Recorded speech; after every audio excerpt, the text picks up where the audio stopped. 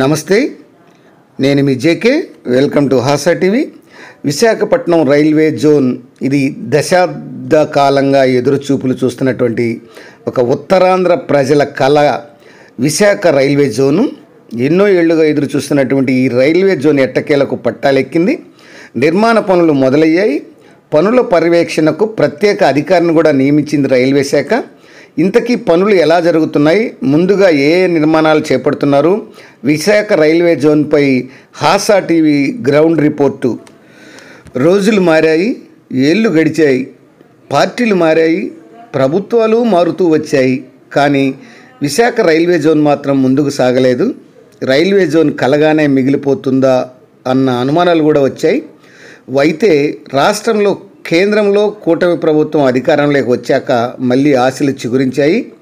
కూటమి ప్రభుత్వం వేగంగా పావులు కదపడంతో కేంద్రం కూడా గ్రీన్ సిగ్నల్ ఇచ్చింది.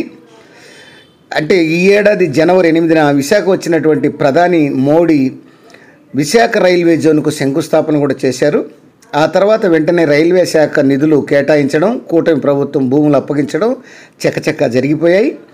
విశాఖ రైల్వే జోన్కు జనరల్ మేనేజర్గా సందీప్ మాత్రును బాధ్యతలు అయితే అప్పగించింది రైల్వే శాఖ.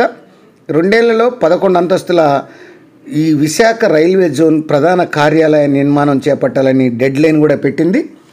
దాంతో కాంట్రాక్ట్ సంస్థకు ఈ యొక్క పనులు వేగవంతంగా చేసింది.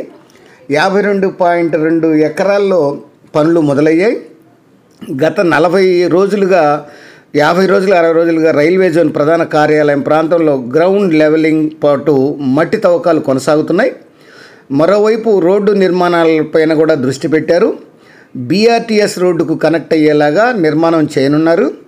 ఈ రోడ్డు నిర్మాణం పూర్తయితే బీఆర్టీఎస్ రోడ్డు నుంచి విశాఖ రైల్వే జోన్ ప్రధాన కార్యాలయానికి కేవలం 500 మీటర్ల దూరం మాత్రమే ఉంటుంది.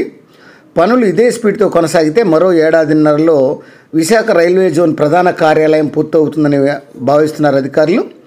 కాగా south Coast zone railway zone పరిధిలోకి దక్షిణ మధ్య రైల్వే జోన్ నుంచి విజయవాడ, గుంటూరు, గుంతకల్ డివిజన్లతో పాటు వాల్తేరు డివిజన్ స్థానంలో కొత్తగా స్టార్ట్ అయినటువంటి ఈ యొక్క వైజాగ్ డివిజన్ కూడా వస్తుంది. వీటిలో విశాఖపట్నం డివిజన్ అతి చిన్నది కావడం విశేషం. ఈ 4 డివిజన్లకు చెందినటువంటి వివిధ స్థాయిల అధికారులు కొత్త జోన్ ప్రధాన కేంద్రం విశాఖకు వస్తారు.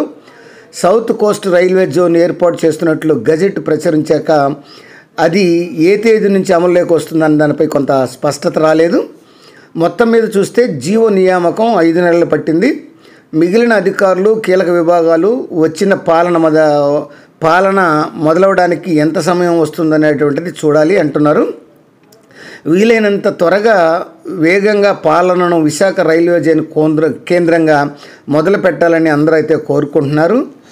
అది ఫ్రెండ్స్, మరొక అంశంతో మళ్ళీ మీ ముందుంటాను ఫ్రెండ్స్. జై హింద్.